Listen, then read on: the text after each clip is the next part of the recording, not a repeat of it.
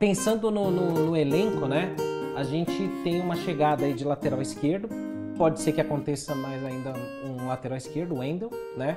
Que era uma situação caótica para a equipe, comparado ao ano passado. Então, ter resolvido o lado esquerdo. Aí você tem um meia, que, putz, estava faltando, era para ser o Rames, não foi. A gente ficou um ano inteiro sem um meia de criação, alguém para pensar no meio de campo. Agora tem um cara que, teoricamente, pode fazer isso. Lateral direito ainda está faltando.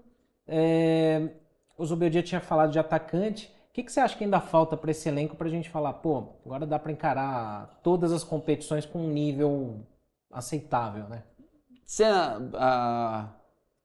Cara, eu acho que se fosse para correr atrás, focar em alguém, eu buscaria mais aquele número 8 que ali que parecesse com o Gerson, sabe? Que pode ser tanto segundo volante quanto o 10. Esse jogador de meio campo, assim, com mais presença na frente, com mais qualidade técnica, que fizesse o meio campo rodar. Eu gosto muito do Marcos Antônio. Eu acho que ele poderia jogar junto ali com o Alisson e Maia e Luiz Gustavo e Oscar. Ele fez alguns jogos ali com o Lucas e Luiz Gustavo e o meio campo ficou mais fluido. Mas eu acho que meio campo nunca é demais, sabe? Principalmente nesse futebol moderno que a gente tem hoje, que é o embate dos 3 contra 3 no meio campo o tempo inteiro. Então eu acho que mais um meio campista ali naquela área. O Mendes, ele é mais de força, né? Falaram muito do Mendes, que ele tá saindo do time dele lá também. Primeiro volante, né? Mas ele é mais de força. Eu buscaria um outro número 8, jogador de meio campo, porque tanto o Moreira quanto o Igor ali, eles são competitivos pelo lado. O Moreira vai ter que esperar a chance dele, talvez que nunca venha, mas a gente espera que ele possa ter oportunidade. O Igor é competitivo. Eu acho que se tratando vendo a questão financeira, não dá pra falar, não, pega mais um lateral, pega mais um ponta. Não, a gente tem opções, né? O lado direito tem o Eric, que eu li alguma coisa que era pra ele recebeu sondagens e tal, e não quis sair. Tem o Ferreira subindo, tem o Lucas que vai jogar. Na esquerda tem o Ferreirinha, tem o William, tem o Oscar que pode pintar por lá. Então, opções tem. Eu acho que se precisar de mais alguma, tem que buscar ali um jogador mais um número 8 ali de meio campo que vai dar pra somar. Mas não é a prioridade, né? Não é mais aquela coisa urgente, né? Agora tem um nome que a gente sempre esquece, que ele tem um bom chute. Muitas vezes o pessoal colocou ele como pereba e tal. Paraguacho, que é o Bobadilha, que voltou agora, né? Chegou agora lá, tava gripado, né? Mas eu acho que ele tem um bom chute, eu acho que é um cara que ele pode ser bem trabalhado, ainda é jovem, né? Gostas do Bobadilha? Não, eu acho ele meio burocrático. Ele é técnico, eu acho que ele faz uma boa função de terceiro homem de meio campo, mas ele não é tão agressivo. Ele, às vezes parece que, vamos supor, se joga Luiz, Marcos Antônio e Bobadilha, se os dois estiverem bem, ele joga bem. Se os dois não estiverem bem, não é ele que vai conduzir o meio campo. Não é ele que vai retomar ele ou compensar. Ele se adapta muito bem aos outros jogadores, como ele faz no Paraguai. O Paraguai é competitivo e ele se torna competitivo. A gente nunca viu o Bobadilha decidindo um jogo ou iniciando as jogadas. Agora, quando o Paraguai tá bem, ele tá bem também. Ele é um bom complementar. Exatamente. Se você tem dois meio-campistas que puxam, que motivam ele vê, ele vai dar sequência, que ele é muito técnico. Mas ele pisa pouco dentro da área, né? Ele não é o cara de chegar lá na frente. Eu prefiro um jogador como o Alisson, o Marcos Antônio, jogadores de meio campo que iniciam a jogada lá de trás, conduzem a bola, que tem mais a chegada, pisa dentro da área. Eu prefiro esse tipo de jogador. Se fosse um prato, é que eu tô com fome, eu tô pensando na janta já. Se fosse um prato, é a batata frita. Um acompanhamento que é bom, combina com tudo e você curte, mas ele sozinho não te alimenta. Tá. Né? É que eu tô com fome. É uma boa Eu achei que ele ia parar no prato do prato do jogador. Aí eu falei, pô, será que o Bobadilha e o prato jogaram junto? Ele meteu batata frita. Que louco, mano. Tá. Entendi. É que eu tava pensando nisso enquanto eu tava formatando uma resposta aqui no chat. O Paulo Druzian, ele manda um negócio, eu vou responder por mim, porque eu também me sinto no dever de responder, porque ele fala o seguinte: eu adoro ver os canais do São Paulo, porque outro dia o Oscar era uma contratação maluca, pelo valor, pela idade, por vir da China. Bastou ver 2 treinos do Oscar que já mudaram completamente de opinião. Então, não é o nosso caso, assim, eu vou falar por mim também aqui. Porque pra mim, eu não vou ficar aqui falando, pô, eu não traria o Oscar. Eu já coloquei todos os meus argumentos do porquê que eu não gostaria de ver o Oscar vestindo a camisa do São Paulo novamente na minha vida. Mas veio. Então, vou torcer muito para dar certo. Espero que ele seja o rei da América, que ele seja o cara que vai carregar a taça do Tetra da Libertadores. Eu vou torcer muito por isso. Vestiu a camisa do São Paulo, mano, eu vou torcer muito, porque... Não, e outra, né, as opções que ele pode trazer a campo, Também. não que vai resolver o nosso meio campo, né? Estamos batendo o martelo que não, acabou, o ano é nosso. Não. É as opções que ele pode trazer para o nosso time, né? Exatamente. Pelo que ele mostrou durante todo esse tempo, né? É pelo menos o que a gente imagina que aconteça. Né? A minha grande crítica ao Oscar são os valores. Todas as vezes que tem uma contratação, eu falo assim, pô, essa contratação pode ser boa, essa contratação pode ser ruim, mas assim, quando eu falo da contratação poder ser boa, dependendo sempre dos valores. São Paulo é um time que está em dificuldade financeira, ponto. Sim, isso não é uma novidade. Aí veio, pô, a patrocinadora vai pagar a parte. Pô, legal. Aí já equaciona melhor o negócio, vai ter um cara de qualidade. Aí entra pra questão, pô, moralmente, meu orgulho de...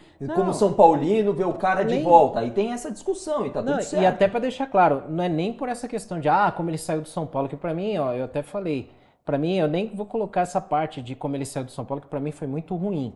Mas tirando isso tudo, eu não traria o Oscar, porque eu acho que, pô, ele passou muito tempo na China, é uma exigência física diferente, a temporada tem metade dos jogos que se tem aqui. A última visão do Oscar que eu tinha de 10 anos atrás, eu não sei como é que ele tá hoje. O a Oscar, grana. O Oscar, eu fiz uma conta, eu adoraria fazer a pergunta pra ele, mas aí uma bola fora total do São Paulo, eu acho, na minha opinião, pelo menos, de fazer a apresentação dos jogadores contratados em Orlando. Tem poucos jornalistas, o Arquibancada, graças a Deus, está lá também para trazer a cobertura.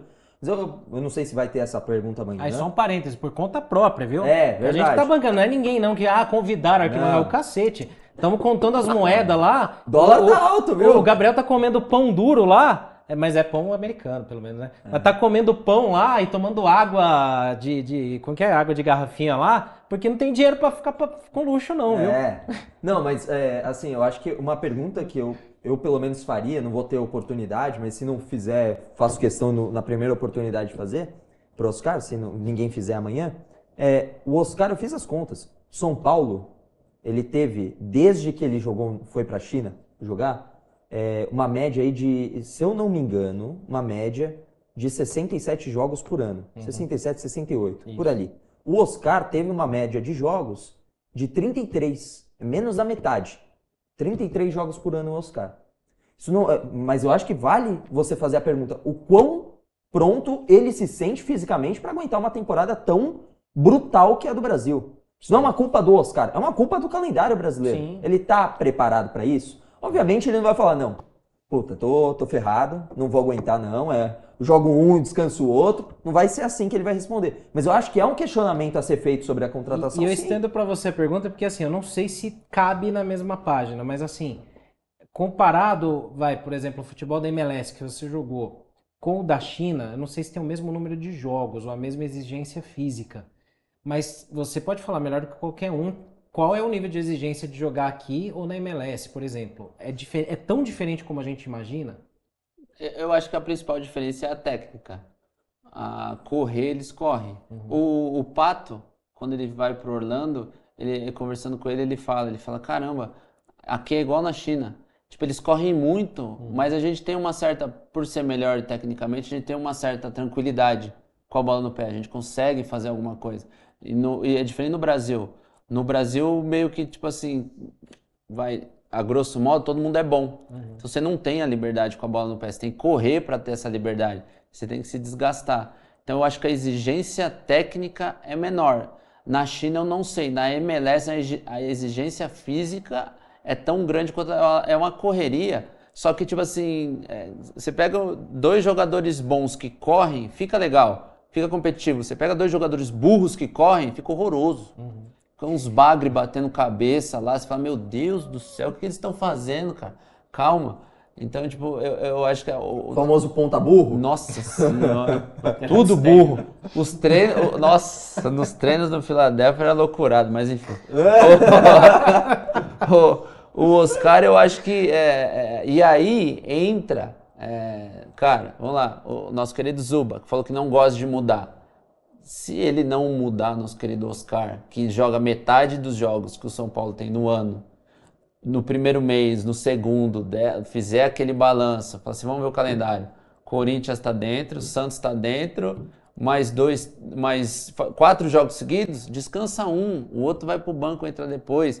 Ele vai dar vida longa ao Oscar. Se ele der uma sequência de 4 porradas, 5, 6 para entrar no mata-mata, ele vai arrebentar com o cara. Ainda mais gastar tudo agora no Paulista, sendo que tem Brasileiro, Copa do Brasil e Libertadores pela frente. Ele pode revezar o Lucas e o Oscar, sabe? E colocar os outros meninos, o William, o Ferreira, o Ferreirinha. Ele tem opções para isso, sabe? Eu acho que o próprio rodízio, ele dá vida longa ao grupo, assim, sabe? Ele motiva. Porque uma vez que a gente vai, para mim, minha opinião, os titulares, o Alan Franco, o Arboleda e Sabino, que reveza. Então os dois já estão naquela, eu não posso deixar a peteca cair. Lucas é titular. O Alisson voltando à forma antes de machucar, é titular. O resto, amigão, corre atrás. Vai ficar com a Caleri, cabeça não? um trevo todo jogo. Caleri... O Caleri, eu ponho ele no balaio do... O Luciano, eu confesso que eu adoro ele. Baita no jogador, perigosíssimo. Vou contar com ele a maior parte do ano, mas eu encaixaria ele no rodízio. Dependendo do jogo, da exigência. Eu faria uma fumaça no primeiro tempo para abrir espaço para ele no segundo. Não, eu acho ele um puta jogador para entrar no segundo tempo e causar um alvoroço, seja para incendiar o São Paulo ou para incendiar o adversário e ferrar os caras, fazer eles perder a cabeça. Então eu acho que ele tem que começar a fazer mais esse tipo de rodízio que deixa a interrogação na cabeça dos jogadores. Cara, não jogou bem, o Zubeldia vai me matar. Cara, não joguei bem, eu joguei bem, agora ele vai me dar moral. Porque, tipo assim, cara, você é titular, se você não sai nunca, dá nada. Próximo jogo eu jogo.